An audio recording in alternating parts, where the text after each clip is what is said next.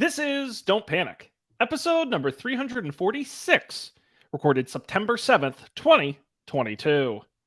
Hello, everybody. Welcome to this episode of Don't Panic, the technology podcast on gadgets, the internet, and of course you. I'm Sean Jennings, joined by a guy who took his photonic engine all the way to the dynamic island. It's Colby Rabideau. Good evening. Yeah, that's me. The only thing I missed was, because I did write down new stupid Apple, I couldn't get action button in there. I tried. I said, can I, but I'll stick with, those were the three big stupid things I wrote down. Yeah. They had some choice vocabulary introductions today. Yeah, we've really hit a whole new era of superfluous marketing terms. Right. I don't know. I'm excited to get into it. But before we get into it, please. I went to work today. Wednesday is the day I usually go to work. And I was coming home from work and Laura was leaving work and we corresponded and we were like, okay, neither of us wants to cook dinner. So we're going to go there on the street that both of us, like she walks up this street, I walk down the street to get home from work. There's a new restaurant. And so we were like, all right, we're walking by basically. We're going to meet at this restaurant and go to dinner. So I go to this restaurant and, I go inside to check in with the hostess. I check in with the hostess. She says, sit anywhere. So I go, it's still outdoor dining season, barely. It got cold, but it was fine. So I go outside and I pick a table, next to some dude, and I sit down at the table and wait for Laura, and Laura gets there, and we switch seats for whatever reason. And we got our food, whatever, as you do. And as we're sitting at dinner, this guy keeps talking. And it's like, this guy sounds so familiar to me. And finally, he was talking about programming or whatever. And it just dawned on me that this is a person who I interned at Facebook with. Oh. Sitting at this table randomly, and I think I kind of knew that he lives in Cambridge or something. I kind of knew this, and so as they were, he and the lady he was with were getting up to go, and I was like, "Are you Max?" He was like, "Oh my God, Colby, what the heck?" So we had a nice moment, but he was like, "How are things? Are you still doing the podcast?" This is a person I haven't talked to in, literally 10 years. Like we were 21 when we knew each other for 2 months or whatever. But that was he remembered, and he was very impressed that we're still doing it. I was about to say, I hope you hung your head in shame and just said, yeah. Well, I think Laura rolled her eyes or made a funny face or something, because we had just been talking about how we had to leave dinner so I could make it back in time to do the podcast tonight, which is on our non-traditional evening. But I thought that was funny. That's what I'm known for, is the Don't Panic podcast. That's the wow. We're still going strong. That's incredible. I hope you asked if he's a subscriber. Has he been listening this whole time? I should have said, you haven't been listening? For shame. But yeah. Well, word's gotten around my office that I do podcasts. I don't really brag about it necessarily, but it comes up in conversation once in a while. And now people ask me about it and where can they listen to it? And I'm certainly not embarrassed of the show. That's not the case at all. But I do talk about my coworkers on the show with the explicit idea that they don't listen. Right, that they've never listened. And they never will. So I'm kind of like, yeah, you could. It's fine. It's yeah. And then they always are like, especially ones who they're like, oh, is it kind of like name famous podcast? And I'm like, Yeah, it's just like that. They're like, it kind of sounds like Reply All. I'm like, sure, yeah, that's exactly what it is. Right. I like that. I don't know. Like we had a podcast before Serial. Oh, way before, years before. Right. Like seriously before. We have a lot of cred, I think.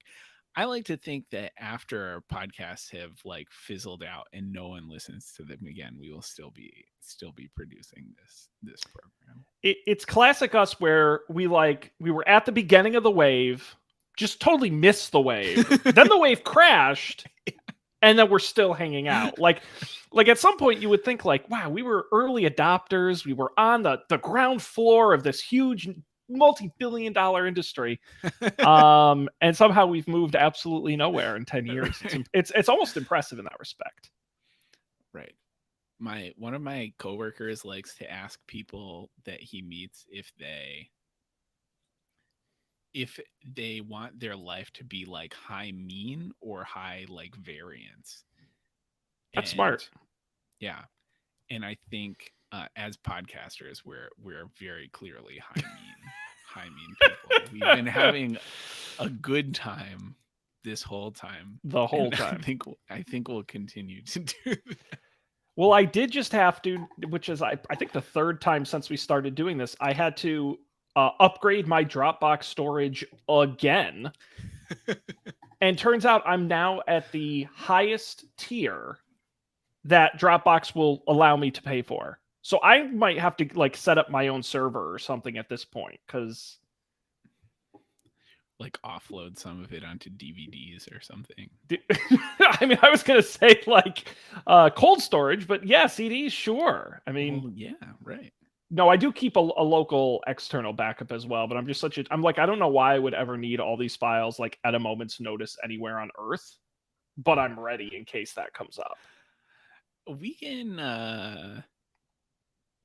I feel like we could probably like, if we need to, for the sake of, for posterity, I wouldn't want any of the Don't Panic archive to be lost to history. I feel like we could figure out some way to get it onto like AWS or something for pretty cheap. I just looked. The entire Coffee and Beer Enterprise is 3/4 of a terabyte by itself. And I know I've read many stories where they like can now etch data onto crystals or like into DNA, so it lasts forever. Ooh. Or it's like that seed vault they have in Antarctica where they put all the seeds.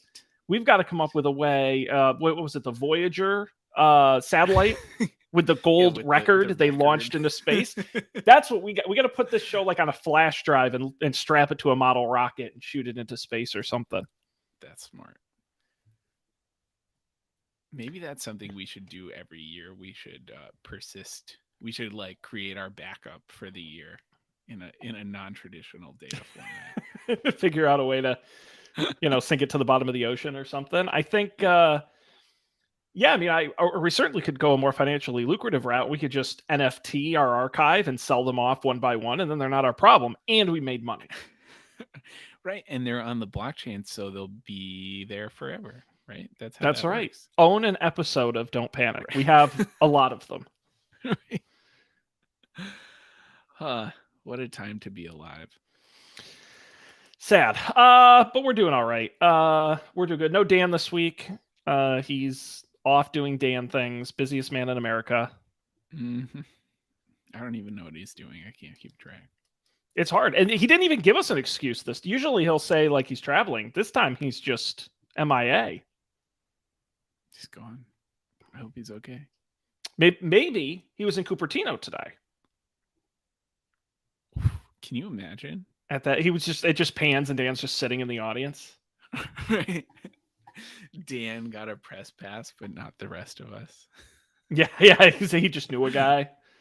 Be like, yeah, my friend is a janitor at the Apple campus. He just let me in. It like does that swoop in on Tim Cook, like, and then like Dan's there, like just like sitting at a desk in the background, like just doing some work. Amazing. Yeah, it is creepy that there's never anybody at the campus when they do those videos. I don't know where everybody hides, but right. It's a beautiful big empty building. It's so weird. I should look up the first iPhone we talked about on the show. Probably, if I had to guess, I'd have to look at the iPhone release dates, because we started doing this in 2013. Right. So in 2013, that would have been the 5. The 5S would have been that September. Makes sense. Nice. Along with the 5C. I miss the 5C. Was that the C was for color, right? Yeah, that we had the plastic back that came in those bold colors. Right. I had one of those. It was a good phone. There you go. All I remember from that time was like putting the iOS 7 beta on my phone and it not like trying to make a phone call once and it not working and realizing I had made a terrible mistake. Yep. Oh, iOS 7. That was the wild one. Right, because that was the flat one, the first flat one. That's right. So flat. That's right. It also introduced AirDrop, Notification Center, CarPlay. Wow. Among others. I can't believe CarPlay is that old. This is a small tangent, but so I have a car now. Laura and I picked up our car. We got it to Boston in a horrible rainstorm 2 days ago, and we parked. It is parked, and as far as I know, it has not yet been towed. So, all right, wild success. Solid. But it's a pretty old car. It's a 2014, so that's pre CarPlay, or at least pre general availability CarPlay. So I've been looking at aftermarket like CarPlay radio things. So that's like a project that's in my future. Nice. You're gonna be a car guy. You're gonna be modding your car. You're gonna put the big spoiler on the back, and you're gonna the racing stripe. Well, the thing is, like, all the CarPlay radio things also come with a backup camera that you can install yourself. If nice. You drill a hole in the back of your car. I'm gonna do it. You should definitely be that guy. Yeah, I think it'll be fun. I already mod my apartment. I might as well mod my car too. Yeah, absolutely. No, CarPlay is a awesome upgrade. Yep.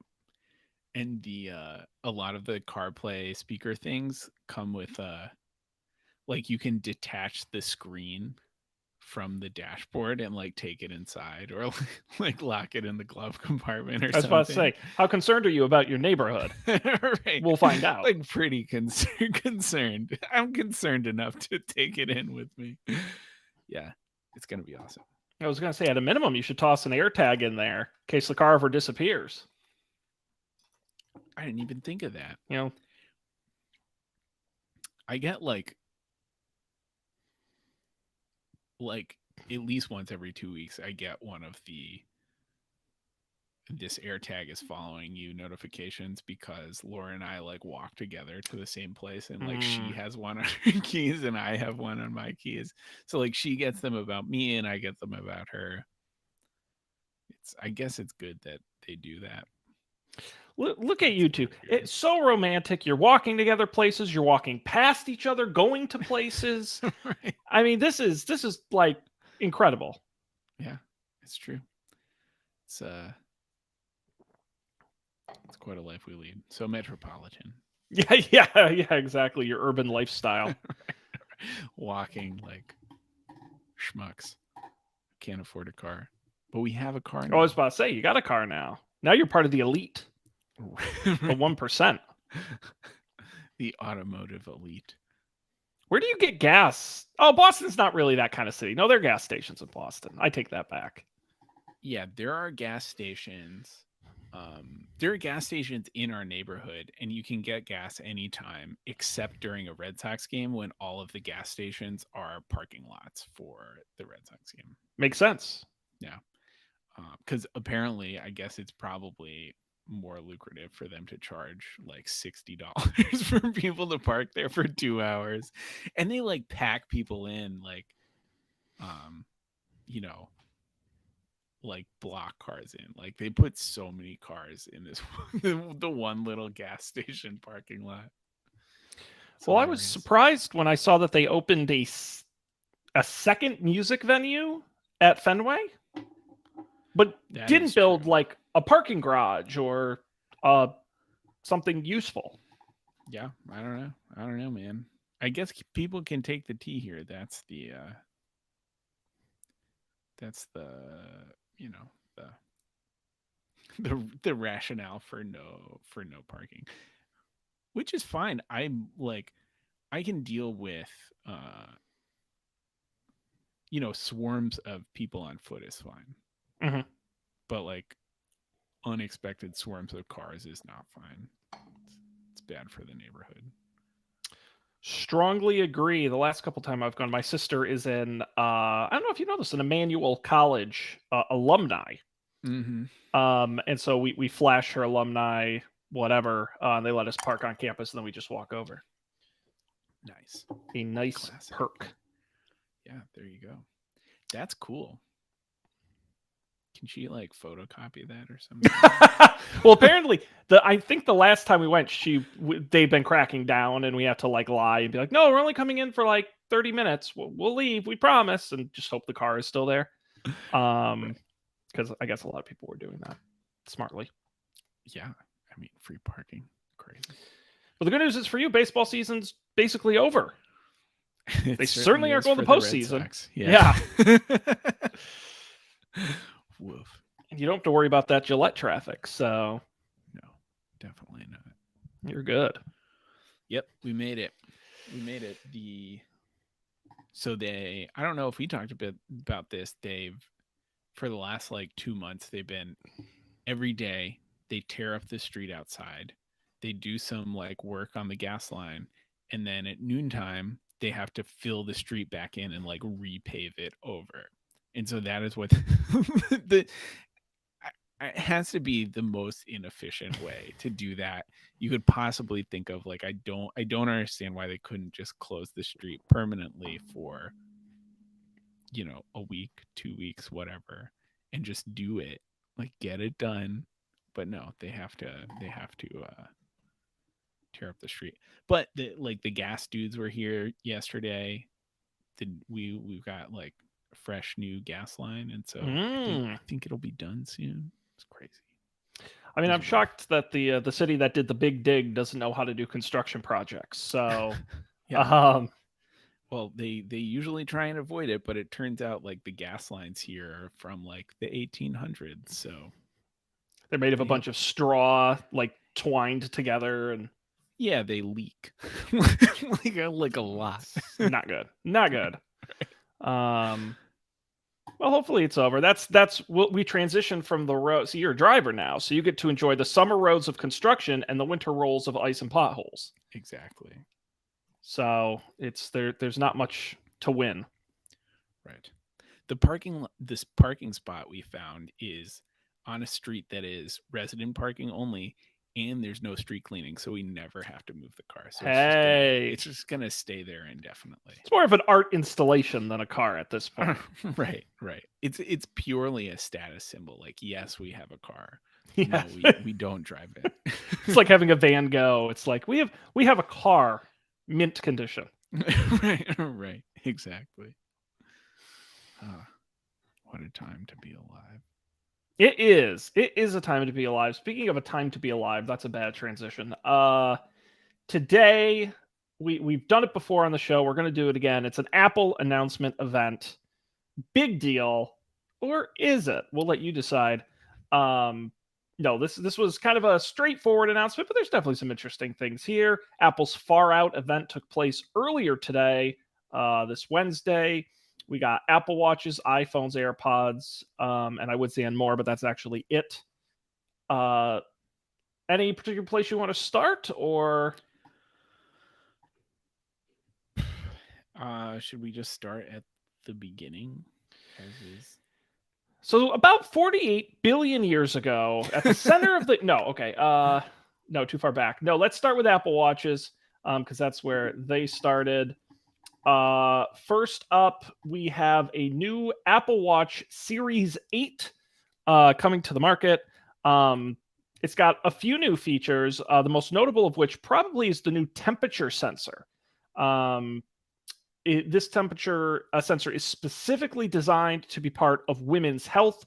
The company says it can track temperature changes as slight as 0.1 degrees Celsius, and that it checks your temperature every 5 seconds, especially when you're sleeping. Apple says that tracking your body temperature overnight can help give you insights into your ovulation cycle, which it can use to enhance the watch's cycle tracking feature for those who menstruate.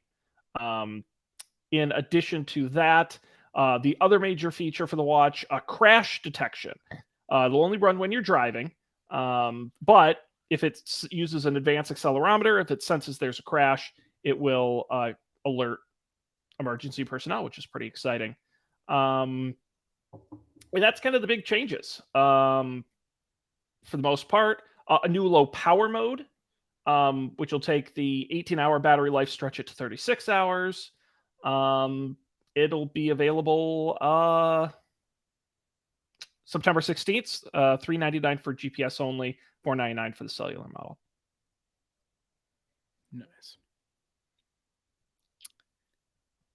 I think Good watch? I mean, it seems like a fine watch. I think I have to get a new watch because mine just doesn't really work anymore. Largely. It's like always dead. It hung around for a long time. Give it credit. Yeah, no, it's like 5 watches ago. Yeah, I feel like there's nothing wild here.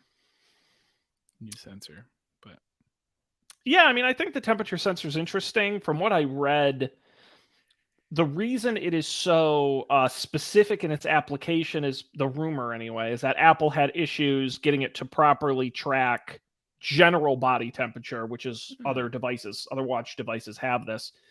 So they weren't able to safely sort of medically roll it out because it wasn't accurate enough, but they were able to do it for this particular use. So it wouldn't surprise me to see in a future, maybe the Series 9, to see that feature. Interesting. Huh. But it seems like a nice watch. Yeah, I feel like it's not often that I have an Apple thing that I have not upgraded in so long. Mm-hmm. So I think it's going to be cool. Like the screen that you can see all the time, that was like 3 watches ago, and I. Yes, exactly. And that's this is where I start to get into issues, because now there's 3 Apple Watches: the Series 8, the SE, and the Ultra. And I don't exactly remember what all the differences are between them, so I had to go to the Apple website and just double check, especially between the SE and the 8. Right. Because you have to decide if you're going to get the SE or the 8. Oh yeah, I didn't watch the SE part of the presentation. Yeah, it's pretty straightforward. This is the 2nd generation of the SE. The price actually went down. A $30 price decrease. It's now $249 for the GPS, only $299 for the cellular. It will have crash detection, and it'll be 20% faster than the old SE because it has the S8 chip, which is the same as in the Series 8. The difference is the screen is slightly smaller. You don't get the blood oxygen or ECG tracking. It doesn't have the always-on display. As I scroll through the list, that's pretty much the main differences. I feel like I want the always-on display. Yeah, I think that's a decent upgrade. Which, that's the other thing, is the price difference. You're going from $249 to $399. It's not it's certainly more, but it's not 150 is not a wild jump. Especially, obviously this is a very fitness focused device. I think the blood oxygen stuff is pretty valuable for that. Yeah, I'm very fit. I don't know if you knew. That's one. As soon as I hear the name Colby, the first thing I think of is just shredded, ripped, stud muffin. Right, hardcore parkour. Oh yeah, well, and we haven't even talked about really the watch you should be buying, which is speaking of price differences. Yeah, I mean they should have just called it the Colby. Same number of letters. It's the Apple Watch Ultra, a name I absolutely love, and I hope that there's a whole bunch more Ultra. I want the iPhone Ultra and I want the MacBook Ultra. That's my new favorite Apple superlative. Yes, sir.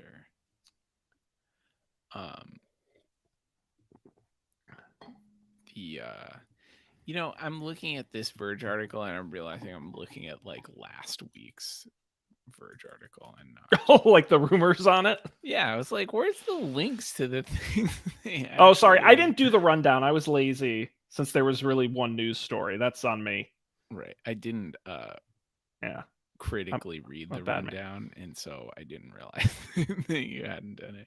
But I will say, if you are going to go with The Verge, they do a series of hands-on articles and pictures from like the reception room after the announcement, and they have a really helpful photo in there of the three watches side by side that I found interesting. So the Apple Watch Ultra, the rugged premium smartwatch at the top of the lineup. Let's start with it's bigger. A bigger display. It's a 49 millimeter titanium case. It's got a new button, the action button, the orange action button, which can be customized for all sorts of different purposes. It has a new digital crown, as well as an updated existing button to work with gloves, 3 built-in microphones, and an extra speaker. It has cellular capability by default and should get up to 36 hours on a single charge, 60 hours using low power. It has new multi-band GPS, which is mostly on high-end fitness watches, so it'll be a lot more accurate. It's better water resistance. It's certified for scuba divers. What else? It'll cost you $799, and it's a big beefy watch. It's got a very flat front. I think this watch is super good looking.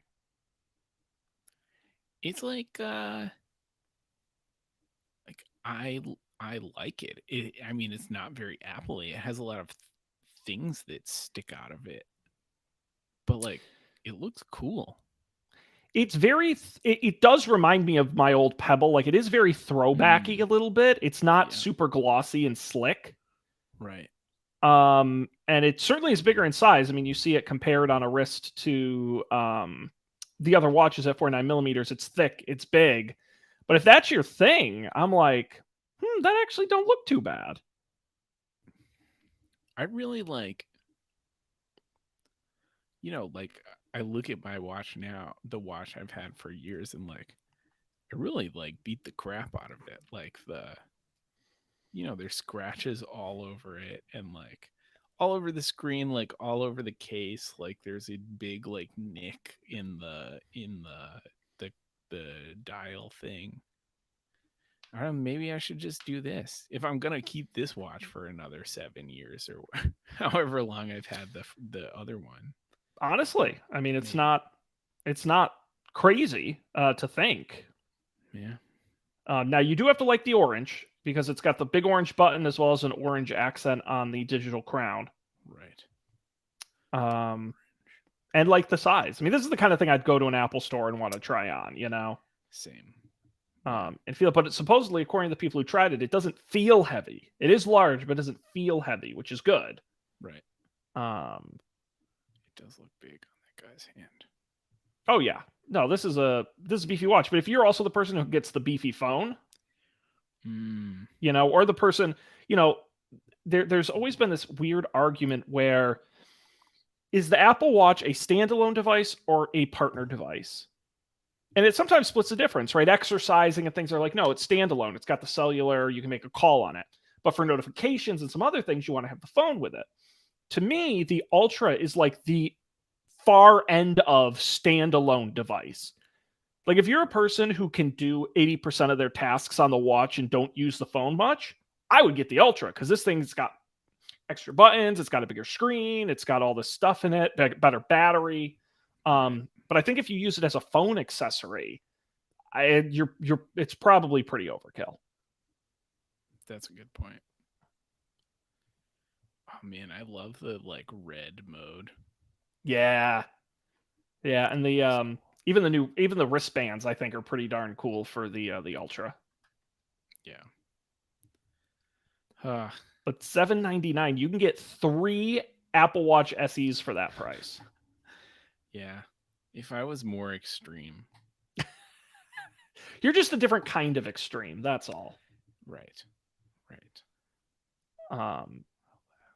But I think it's cool. And by the way, I think if I was a company like Garmin or some of these other extreme fitness watch companies, I'd be just panicking right now because I think this is for that market. This thing's going to go crazy. Gangbusters. Yeah, no, it's a good looking watch. So, and I just love that flat front.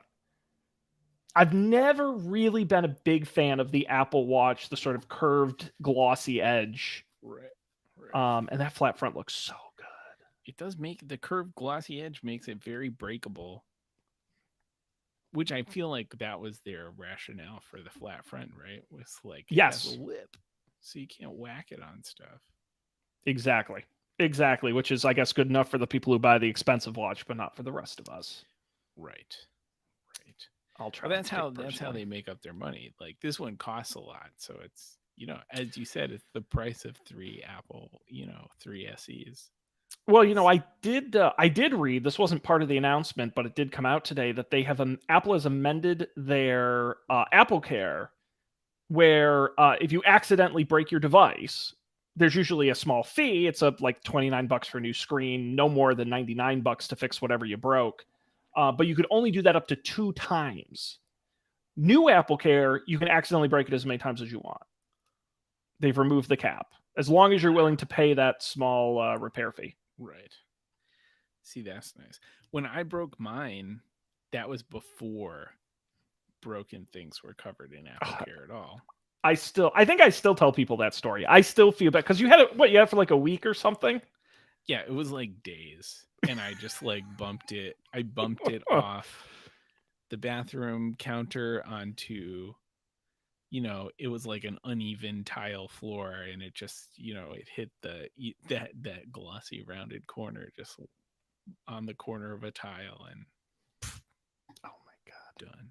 Ugh, my heart aches. You know what? Actually, it wasn't that Apple Care didn't cover it. It was that I didn't get Apple Care. Right. It was on me. That was my fault. Well, that's how warranties work, Colby. When you buy them, you don't need them, and when you do need them, you don't have them. Right. That's how they get you. Yep, every time. But listen, if you're bored of what's on your wrist, we can talk about what goes in your ears. The AirPods Pro, we've got the 2nd generation out, including a new H2 chip. That's got a bunch of cool stuff it does. It allows the earbuds to cancel up to twice as much noise over the 1st generation. They also offer an improved adaptive transparency mode. They say something like 48,000 times a second they're listening and adjusting to filter out sharp noises while still letting some transparency through. And they also have a new low distortion audio driver and custom amplifier for a richer bass and crystal clear sound. In addition, the earbuds have the ability to adjust volume with swipes on the stem. The stem itself, now you can click it, but now it's capacitive, so you can actually slide up and down it, which that's pretty cool. Better battery life, 6 hours on a single charge, and 60 hours in the case, I think. New improved charging case that offers Find My support and a built-in speaker so you can hear it beeping.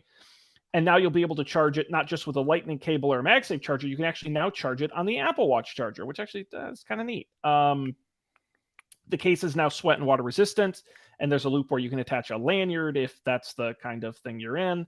They also have a new size of ear tips. It'll be $249, available soon. Yeah. I don't think I'm gonna get new AirPods right now, but I did I liked the case changes. Especially, oh my god, especially the Find My speaker thing. That's something I would use every day.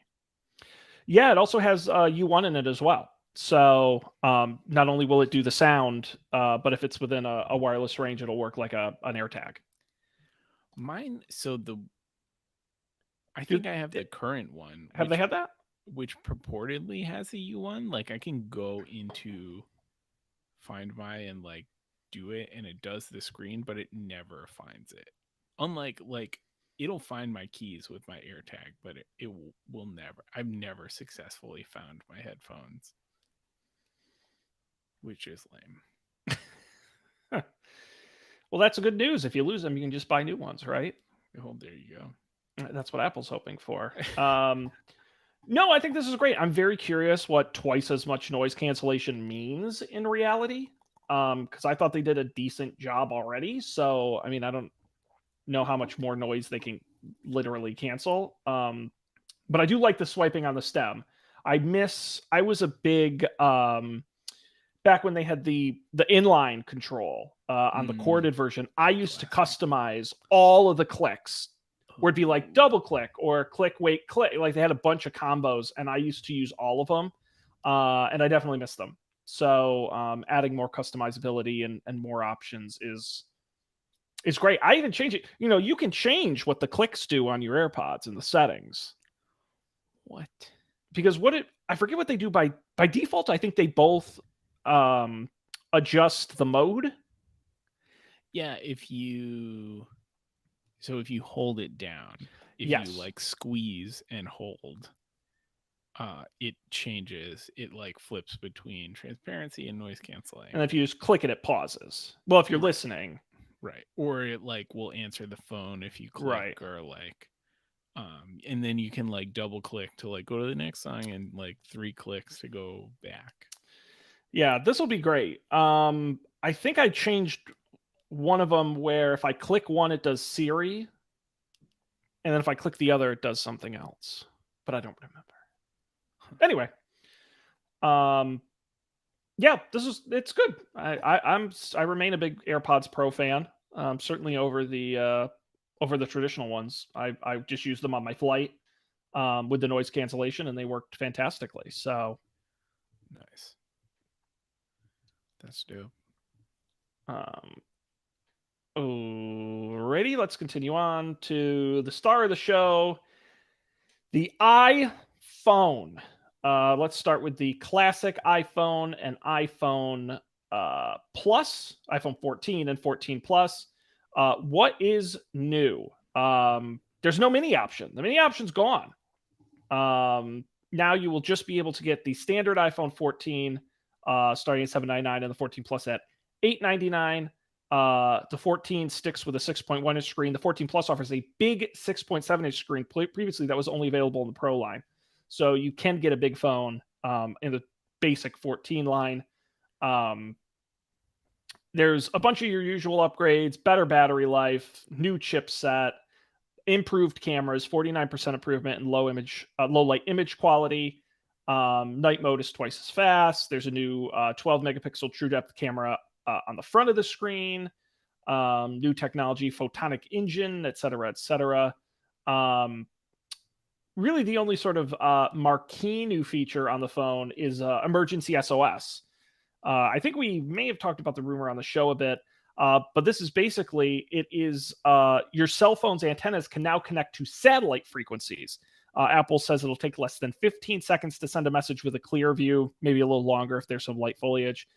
And an on-screen interface guides users to point their phone at an actual satellite, which is pretty cool, and walks them through the steps to connect with emergency service providers. It's also possible to use the Find My app to share a location through the satellite without sending a message. Now, you can't call, you can't send a text message. It's only for the emergency service and the Find My. It'll be a free service for 2 years with iPhone 14 models. No word on if that means it just ends for your phone or if there's an ability to pay to keep it going. Neat. Yeah. I just want to be able to like point my phone at the sky and know where satellites are. Honestly, that is pretty darn cool. Right. That seems like the best feature. But I guess it's cool. I don't anticipate needing to communicate via satellite, but given the option, sure. I mean, I've been to a shocking number of places that don't have cell reception still in 2022, and it's not in the middle of the tundra. It's in places where people live. So it's not wild to think that this is a useful feature for folks. Is there an application outside of emergencies? I don't think so, because you actually have to, you can't just connect to it. Like, you have to make an effort to connect it to a satellite. So it's not like you're going to be on Instagram scrolling with a satellite connection. Not yet, anyway. That's like maybe phones would be better if you had to try a little bit. I love they should just make certain apps satellite only. Right. Be like, you haven't earned TikTok. You got to connect to a satellite in space to get it. Yes. If it wasn't so darn easy, we might not be so wrapped up in it. I love that idea. That's awesome. Well, and the rumor is that the technology someday will get to the point where we'll be able to just go directly from the phone to the satellite and do decent amounts of bandwidth. We're just not there. Right. Someday. But yeah, it's neat. It's one of those things I just want to see somebody try it and do it. It's really a shame that emergencies are the only time you can do it, because like obviously I want to try it. Well, good news, Colby, because I'm instituting the Don't Panic Challenge. We're going to put you on the top of a mountain and push you off of it. And then you'll have to use Emergency SOS on your new iPhone, and we'll see if it works. It's the Don't Panic Challenge. We volunteered you. Do you think they planned for obviously people are going to do this when it's not a real emergency? Oh, there's always, you hear someone called 911 because the McDonald's fries weren't hot enough or something. Like, I can't wait for this. But that's what's also interesting, is because you can't just call 911. There's like a preset menus you have to go through. Like, what kind of emergency? Like, you'd have to basically lie to get through to anybody. Right. Which you should do. Right. Maybe one of the preset emergencies is like, well, there's no emergency. I just want to like try it out. I want to use a satellite. And it like sends you back a message. It's like, stop it. Go home. Well, the neat thing is you can do that with Find My. So that doesn't have to be an emergency if you just want to ping somebody with your location via satellite. So it's the ultimate, Where's Waldo hide and seek opportunity. There you go. Amazing. Yeah.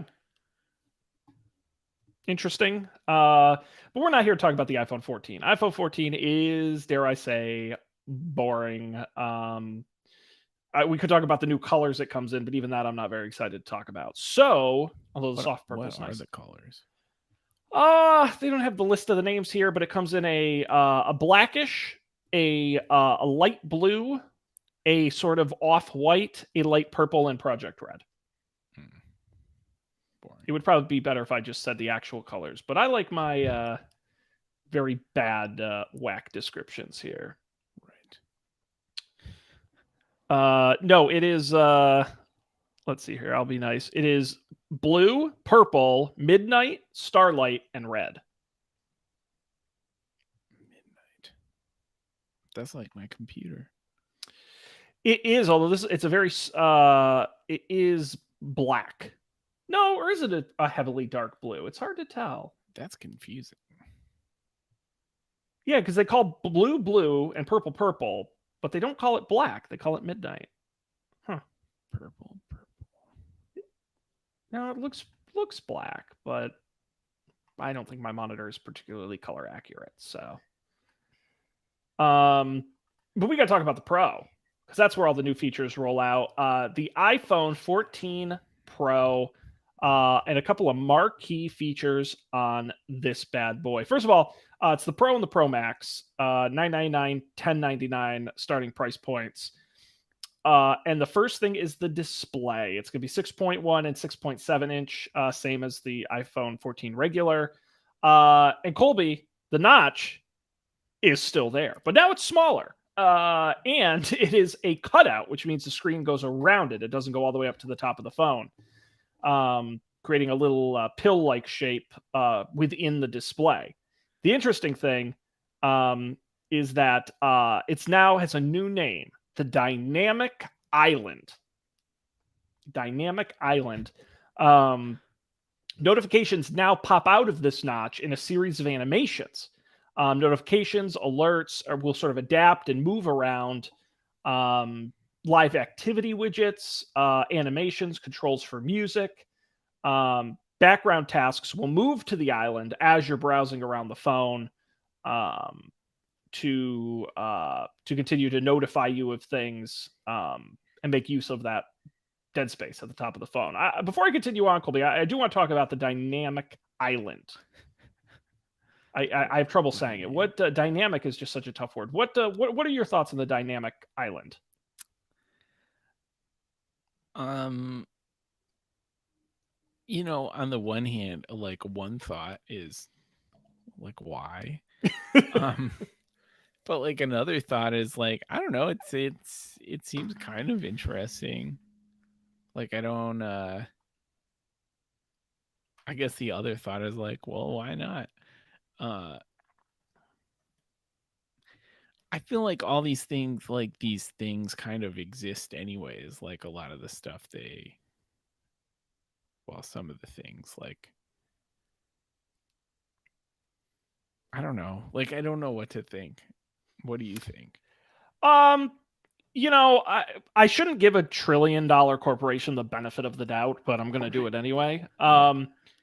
Let's assume for a second Apple, either because they didn't want to or didn't have the technology, couldn't bury the camera under the display and totally get rid of it. So if I'm sitting at Apple and I say we have to have a cutout in the screen, other phone makers do this and they just have a little camera lens hole and it looks weird.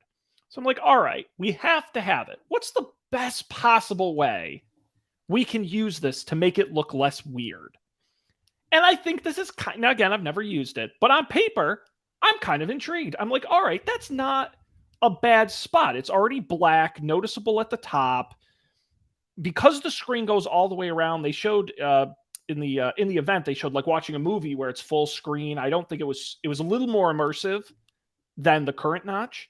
Mm-hmm. But as I watch some of their examples, I'm like, all right, that's kind of interesting because they made the point that sort of different pop-ups in iOS are all different shapes and sizes and colors. And if this were to streamline them and pinpoint them to a single spot on your display and make it more consistent, especially with live widgets, which is a big thing in iOS 16, I'm like, okay, I'm starting to buy this. Now, I want to see what app developers do. That's the big one, is if they can create really interesting live information that ties to their apps, I think this is something I would get excited. I'm not going to lie. I kind of am excited about this. Yeah, I feel like some of the examples they showed, there's like the lift in there, right? And like for things that, or like when you're ordering food or something, things that like the things that you always like pick up your stupid phone and like go to the app and like refresh whatever to see how it's going. I think it could be really cool. I like the idea of that being a part of things. Like having a place for it. As long as it's not like over right. Like I want it to be useful, but I also don't want it to be annoying. Yeah, I wonder how you determine the hierarchy of what actually gets pinned up there. Right. Because they showed at most 2 different things pinned up there. But if you have a lift coming and you get a reminder and you're running a timer and you're like, I just wonder how easy that is to manage. Yeah. And my other concern is that it's very animated-y, like everything sort of pops and blips a little bit. And I wonder if that'll get annoying quick. Like, I don't know how I'll feel about that in reality. Could be fun, could be annoying. Right. I'm looking at this like GIF in the article, and it's like, showing it just go like swooping from one thing to another. Yeah, it's a little much. Dizzy. Yeah. But presumably that's not what it'll be like all the time, right? No, my hope would be that it frankly doesn't change that much, or it's very subtle. I mean, I think that's the other thing, is that some of the various notifications and things they showed, a good one being the Face ID, where it shows the little circle and it shows you approving it, to be sort of sucked up and locked into that upper space rather than being in the big middle of your screen. Right. I'm hoping some of that makes it feel good. But again, it's all about implementation in the software. Right. I guess we'll see. The other big thing that was announced for the Pro, in addition to that, is for the first time an always on screen. No more having to turn it off. The lock screen always glanceable, which is even more important with the addition of the new lock screen in iOS 16. It'll support information like reminders, calendars, events, all those things on that new lock screen widget. There's even a sleep state for iOS 16 wallpapers that will darken them to use less battery. Basically, what they do is they kind of just dim the display, more or less. I know it's a little more complex than that. It'll just stay awake when it's turned face down or goes in your pocket. It'll automatically dim itself, but it won't turn off.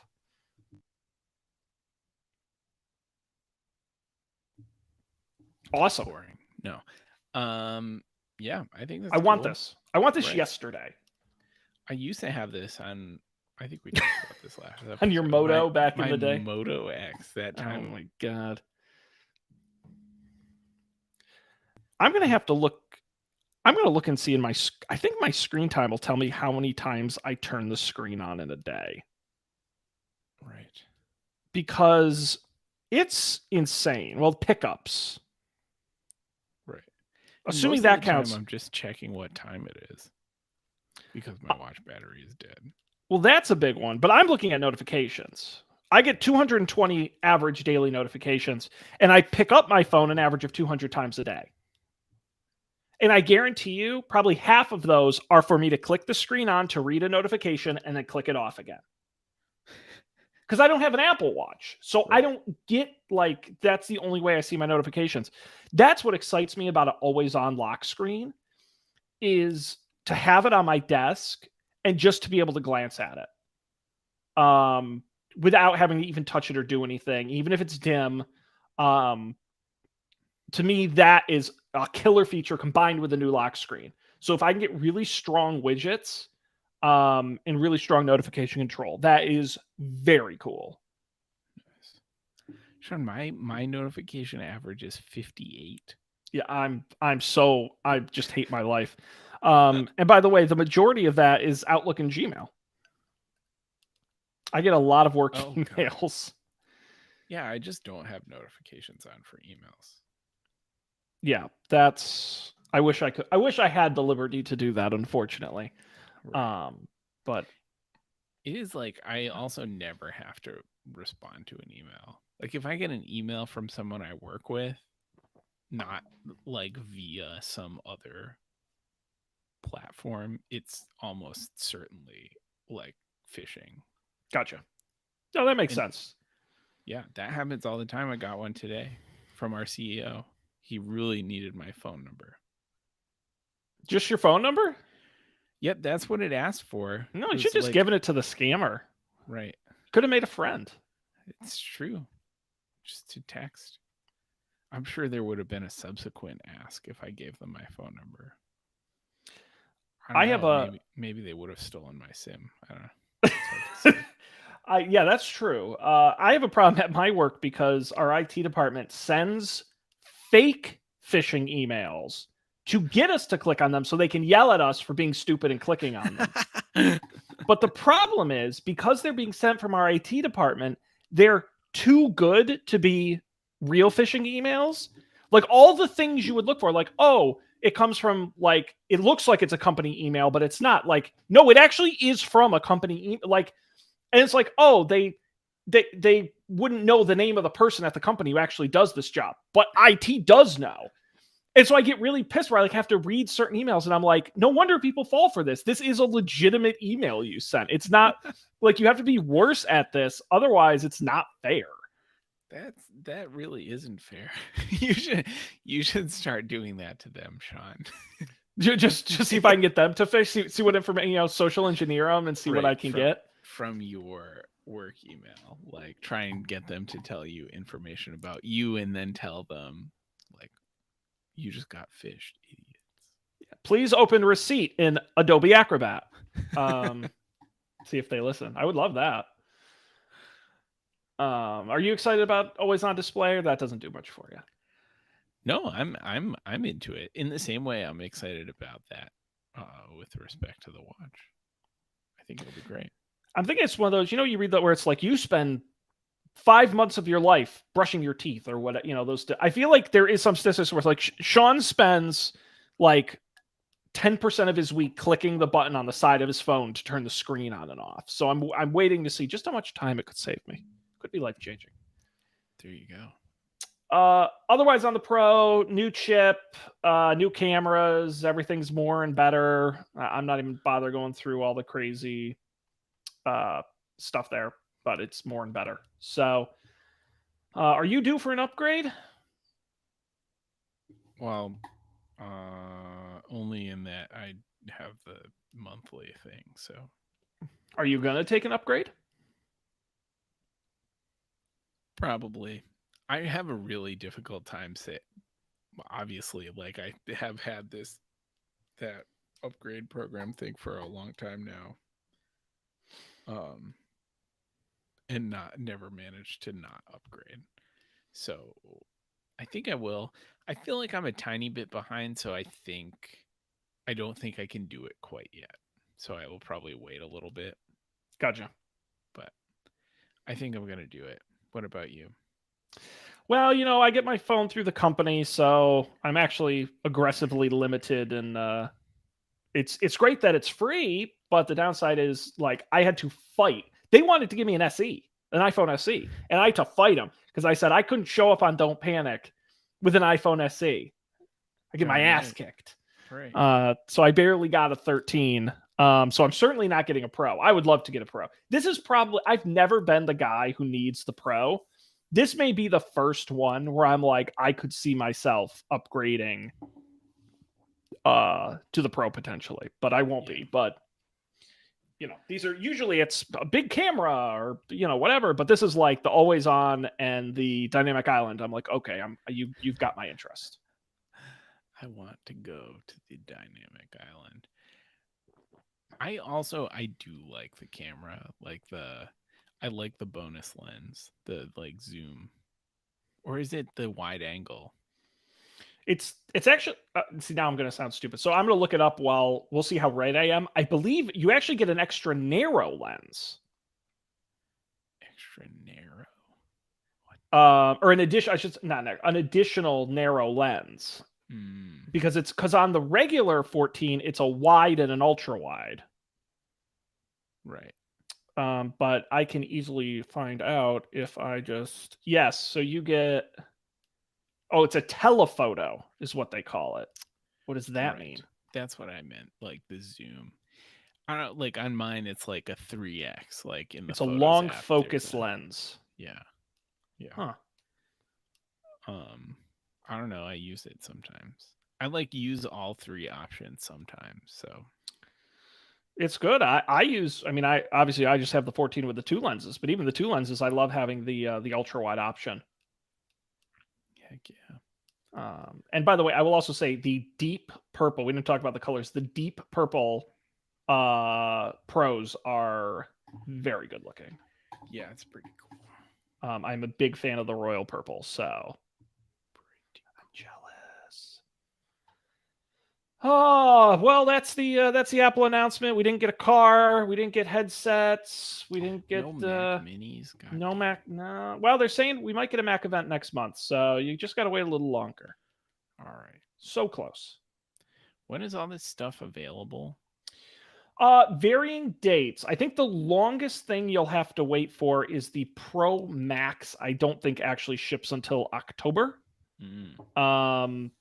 Everything else is available, will ship at some point this month. And I think almost everything is available to order on Friday. Oh, Friday. Cool. Yeah, it's all September 9th is like all the ordering stuff, and then they ship at various dates throughout the month. And I think, like I said, I think the Pro Max is the only one that slipped into October, but I could be wrong. Right.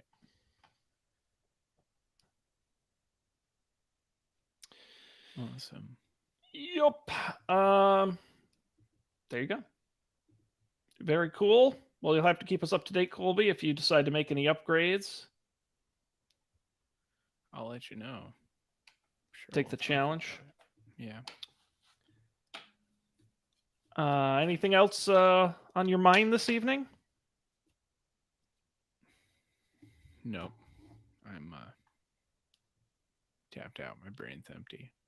Highly reasonable answer. No shame in that. No, we're done. That was a brisk hour. We managed to announce all the products in about 35 minutes less than Tim Cook in audience. Right.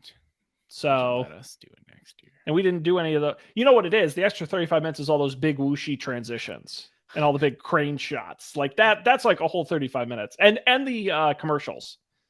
They should do like an edit of the Apple event where a supercut of right, just they take out all of the talking and it's just the transitions. Like whoosh, whoosh. I think that would be excellent.